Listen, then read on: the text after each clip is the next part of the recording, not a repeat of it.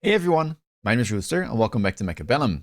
Today's video is going to be all about Elite Specialist. I mean, I know what video of mine isn't, but this one features some pretty niche cards that I think would be far less playable if not for Elite Spec. And it's part of the reason why I love this Specialist so much is because it allows you to kind of try out things that would be far less viable on other Specialists. The level really makes a difference.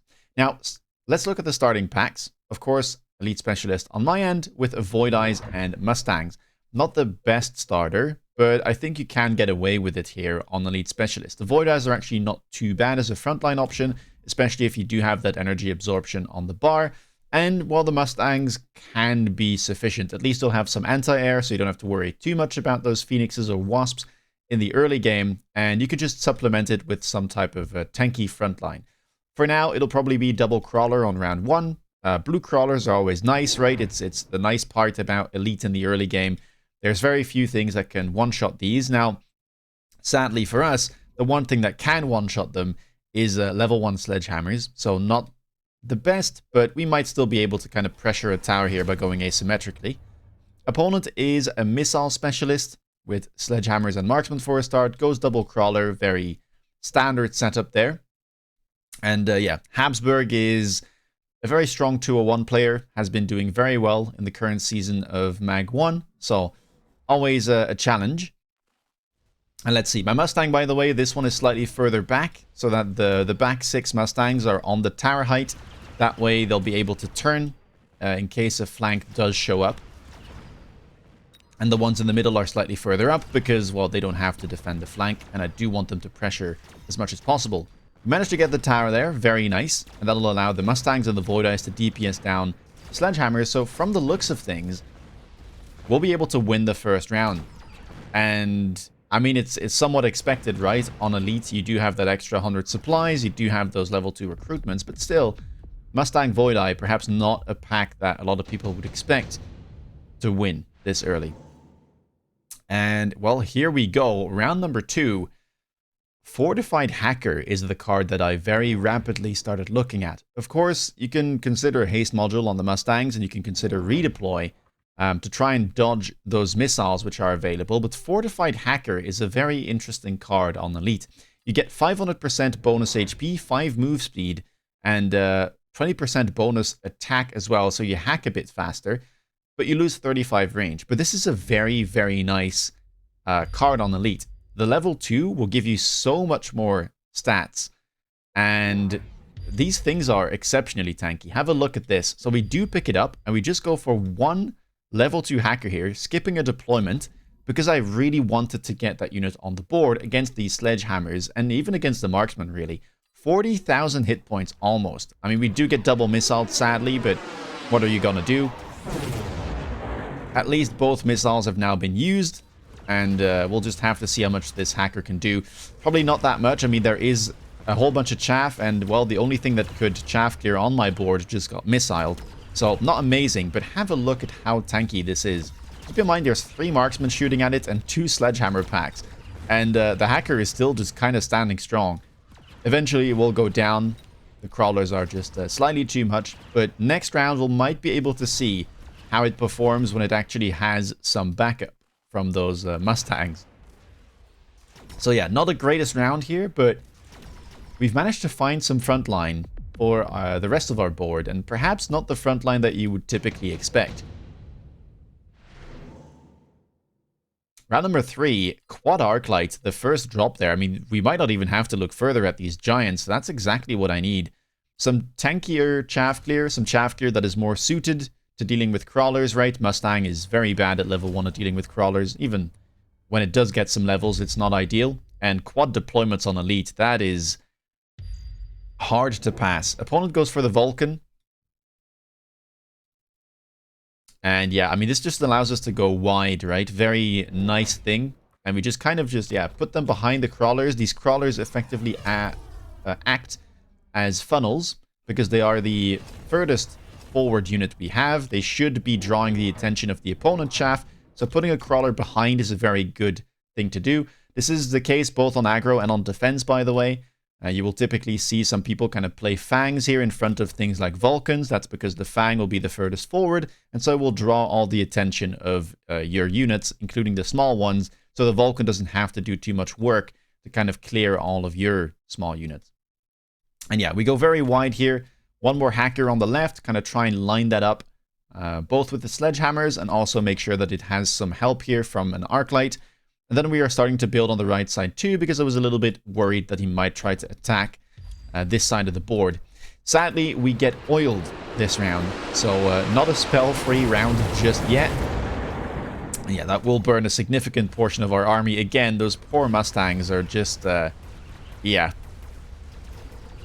doomed twice in a row there, getting missiled one turn, then burning to a crisp the next.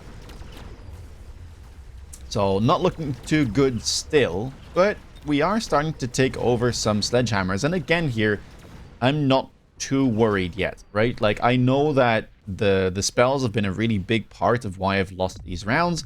I've got plenty of hit points, another reason why I love Elite Spec. I started with 5.4k, so, you know, we can take some damage here and there. Eventually, we will get a round where there are no spells, and then we can actually see like how well the board is doing. So you just kind of got to trust that what you're building will work out. Round number 4, I mean, we're really into meme territory now. Fortified Arclight, I had to pick it because, well, 1, I was streaming, and 2, you know, we're already playing Fortified Hackers, so why not pick the Fortified Arclight as well? Even more tankiness, 180%. And you are losing some range once more, but hey, we're the ones pushing in, so why not go for it? Look at these chunky arclights, man. 12,000 hit points at level 1. And yeah, level 2 there, 23,500. That is exceptional. And hey, we haven't spent a lot of money on spells and stuff, so we actually have some money now on round 4 to, firstly, sell a Mustang, and secondly, go for another hacker with the barrier tech. And we're really starting to stack a lot of stats here, especially in terms of hit points. This is, yeah, quite a lot. I actually decided to not buy the barrier there because I wanted to get more sort of deployments on the board. So we actually like skip, don't sell the Mustang. And we decide to go for another hacker. But barrier is what I had in mind. I'm just choosing to delay it here so we can kind of go wide symmetrically on the board. And hopefully now we'll be able to see how well these hackers are doing. This one got slowed apparently by some sort of missile probably, but we're starting to now lock on, not just onto those sledgehammers, but also onto the Vulcan. And well, that is now mine. This one on the left side as well turns around, kills the fangs, kills the marksman, takes down the tower. And yeah, suddenly our comp just seems to have fully come online as we deal a ton of damage, and now Habsburg is down to 2,400 in one round. Yeah, when hackers are good into someone's board, they can take over real quick. And round 5, the game goes even quicker as we have more unit reinforcements as early as is possible for the second rotation. Now, I decided to go for Phantom Rays here pretty quickly because my one kind of thing I'm lacking is anti-air, and Phantom is the only kind of DPS anti-air that was offered. So we're going to pick that. I now decide to sell my Mustangs since I've sort of replaced them with Phantoms, and honestly, they're just going to die, and I don't want to give them range because I don't see how they would do well into this board of my opponents. Opponent goes for the Wraith, tries to cheese around from the looks of things, does miss all my other Mustang pack, sadly. I mean, this was the more logical one to go for, to be honest, because it's the one dealing the most damage. I kind of sold the one that was in the middle, and that kept dying, so probably should have sold this one instead. We do range our Phantom Rays, we go for Barrier finally on the hackers, and now the board is starting to look, I mean, even scarier than it did before, right? We were kind of just setting up the round prior, even though we won quite handily. Opponent now decides to go for Ignite on the Vulcan. Pretty interesting tech. Crawler flank coming in here as well. But the Phantoms with the range will do just fine into that Wraith. And, well, now it's going to be the same thing again. Can we take over these Vulcans? So Ignite is pretty good into these bigger targets. You can see the hacker here starting to die relatively quickly as it loses 6% hit points. per second. But now, yeah, the hacker on the right actually protects its friend with the barrier, takes over, Vulcan turns, takes to the tower, and it's the same thing yet again as, I mean, yeah, the whole armada of mechs is just advancing here, and Habsburg now to 410. Game is very quickly getting out of control. Now, round number 6, I decided to pick up Port Shield. The nice thing about Port Shield is it simply kind of doubles your hit points. And that's very much unlike something like the heavy armor item, which would add, right, 70 or 80%, I think, hit points on top of a unit. And since all of the buffs are additive, heavy armor wouldn't be great on a hacker like this, because it would go from having 500% bonus hit points to having 580%, which is not really that big of a difference, right? But if you add a portable shield, suddenly you have 2 hit point bars of about 40k hit points. So yeah, quite the nasty item. Of course, Ignite will simply ignore it and do damage straight to the hit points of the hacker, but all of the other units will have to get through the shield. We now decide to range our arclights, and I add some more phantom rays to the board as well.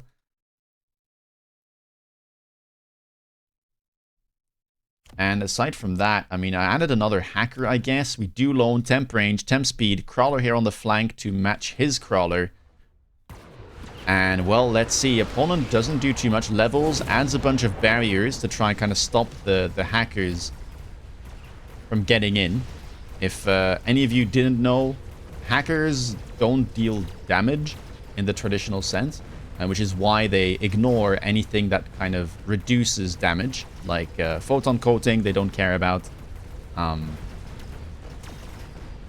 if they have to deal damage against things like barriers or towers or the anti-interference module, they deal 1/3 of their attack value. So that's why they are so bad at killing shields. But yeah, seems like we are completely fine here because we do have some backup from the Phantoms. And, I mean, that should simply be the game. As we took over some of the Vulcans, it was a lot closer this time. I think that level 2 Vulcan on the left was a lot harder to kill, but we didn't need that much to take over the game. And that is a very quick win on Elite Spec. And a win that you probably wouldn't be able to achieve with any other specialist, right? Having access to those level 2 hackers on with the fortified card makes a massive, massive difference. And we were just slowly and steadily setting up shop. Of course, we did get a very good drop there. Quad Arclight was insane. The fortified Arclight card was very funny as well. And then, yeah, topping it off with that round 5 early unit drop with the Phantom Rays in range. A funky comp. But funky comps can work if you just, yeah, pile on the stats. Of course, the response here wasn't the best for my opponent. Yeah, he bought more sledges. The turn I went hacker, which is a little bit unfortunate. Gave me more targets to hack. Then going into Vulcan, of course, which is not ideal at dealing with barriers and also quite hackable. Probably should have gone for something else. The typical, like, responses to hacker would be something like Stormcallers, air units. Could be something with barriers like Fortress, or even something like really big that's too hard to hack, like a factory, right? Like these hackers do have very little range, so it probably would be quite easy to lock onto them. But yeah, that wasn't the case, so a quick win. And yeah, I hope that you liked it. If you did, please leave a thumbs up. Let me know down below what you think of the fortified hackers. And yeah, if you want to stay up to date with my latest content, please consider subscribing. And if you want to see me play live, check me out on Twitch. With that being said, take care, guys, and see you in the next video. Bye-bye.